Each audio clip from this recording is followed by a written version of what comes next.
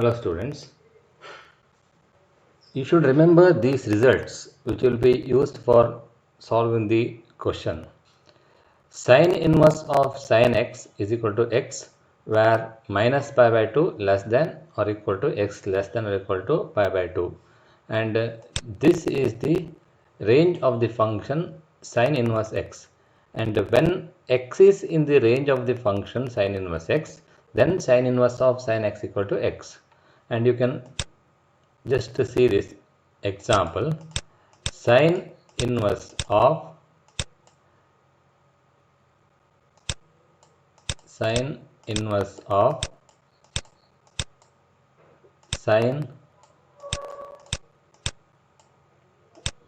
pi by 6, and sin inverse of sin pi by 6 is equal to pi by 6 because pi by 6 is in this range minus pi by 2 to plus pi by 2. Whereas if you take sin inverse of sin of 2 pi by 3, I take sin inverse of sin 2 pi by 3, and sin inverse of sin 2 pi by 3 is not equal to 2 pi by 3. It is not equal to 2 pi by 3 because 2 pi by 3 means 2 into 60, that's equal to 120 degree, which is greater than pi by 2. It is not in this interval, that's why it is not equal to 2 pi by 3. What is the actual value of sin inverse of sin 2 pi by 3? You can get the value of sin inverse of sin 2 pi by 3, and this is the method of finding the value of sin inverse of sin 2 pi by 3. First you can write 2 pi by 3 as sin of 2 pi by 3 means 120 degree. You can write it as pi minus pi by 3, sin inverse of sin pi minus pi by 3, and that is equal to sin inverse of sin pi by 3. Sin 180 minus theta is equal to sin theta, sin inverse of sin pi by 3, and sin inverse of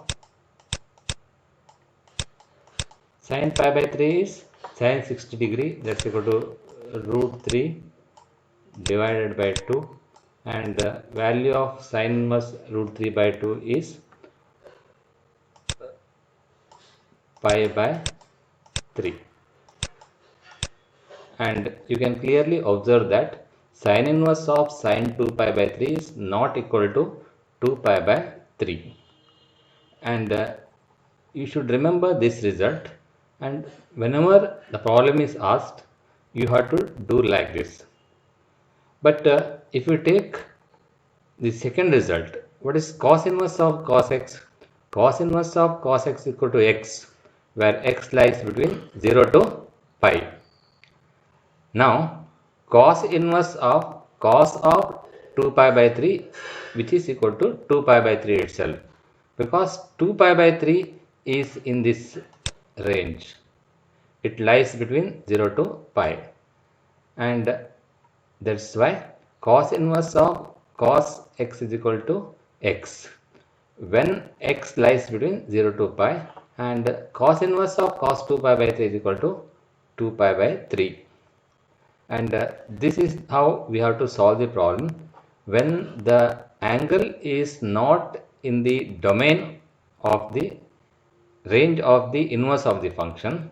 When the value of x is not in the range of the inverse of the function, you have to solve like this. First you have to bring the value of x in the range, and then you can write directly. See this problem, and sin inverse of sin pi by 3, you can skip this step and you can write directly, it's equal to pi by 3 because pi by 3 is in this range in this interval, and this is the method of solving the question when the problem is asked. Similarly, tan inverse of tan x is equal to x, where x lies between minus pi by 2 to plus pi by 2, and you know that here it is open interval minus pi by 2 to plus pi by 2. That's why when the value of x is in this interval, you can write tan inverse of tan x equal to x. Otherwise, you have to bring it to in this interval. It is possible to apply the allied angle formulae and bring in this interval. The x can be brought in this interval, and then you can apply this formula, and it is possible to get the value of this.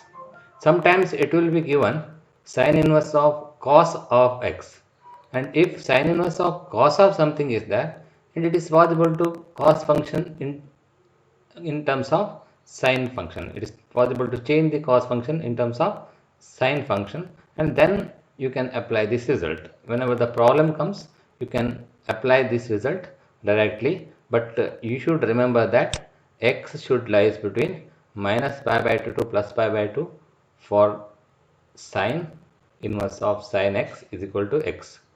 And similarly, for cos inverse of cos x, x should be in between 0 to pi, and tan inverse of tan x equal to x when x lies between minus pi by 2 to plus pi by 2. You have to remember this result.